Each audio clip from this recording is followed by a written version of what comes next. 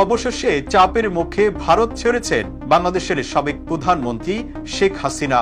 বর্তমানে তিনি আরব আমিরাতের আজমাইন শহরে আশ্রয় নিয়েছেন বলে কয়েকটি সূত্র নিশ্চিত করেছে। তবে কখন কিভাবে ভারত ত্যাগ করেছেন সে বিষয়ে জানা যায়নি। ধারণা করা হচ্ছে দেশটি আজমাইন শহরে শেখ হাসিনার বিশ্বস্ত কর্মী শামীম ওসমানের বাসায় আশ্রয় নিয়েছেন তিনি। সেখানে তার বোন শেখ রেহানাও আছেন।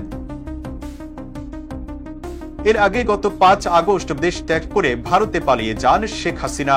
এরপর থেকে তিনি ভারতে অবস্থান নেন। সেখান থেকে ইউরোপ, আমেরিকা ও মধ্যপ্রাচ্যের বেশ কয়েকটি দেশে আশ্রয় চেয়েও ব্যর্থ হন।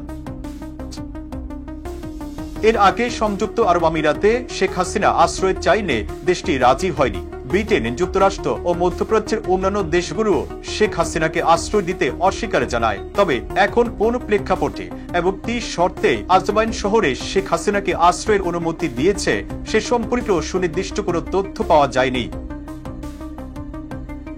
দেশটি আজমাইন শহরে শেখ হাসিনা ঠিক কতদিন অবস্থান করবেন এবং তার পরবর্তী গন্তব্য কোথায় সে বিষয়ে নিশ্চিত করে কোনো তথ্য পাওয়া যায়নি। ছাত্র জনতার গণ অভ্যুত্থানের মুখে গত 5 আগস্ট দেশ থেকে পালিয়ে ভারতে অবস্থান নেন সাবেক প্রধানমন্ত্রী শেখ হাসিনা। এরপর 8 আগস্ট অন্তর্বর্তী সরকারের দায়িত্ব গ্রহণ করেন ডক্টর মোহাম্মদ ইউনূস। শেখ হাসিনার প্রায় 16 বছরের শাসনামলে দুর্নীতি, অনিয়ম, দুঃশাসন আর অসংখ্য বিচার বহির্ভূতভাবে হত্যাকাণ্ডের জন্য শেখ হাসিনাকে দেশে ফিরিয়ে এনে বিচারের দাবি উঠেছে বিভিন্ন মহলে। সে প্রক্রিয়ায় কাজও করছে অন্তর্বর্তী সরকার।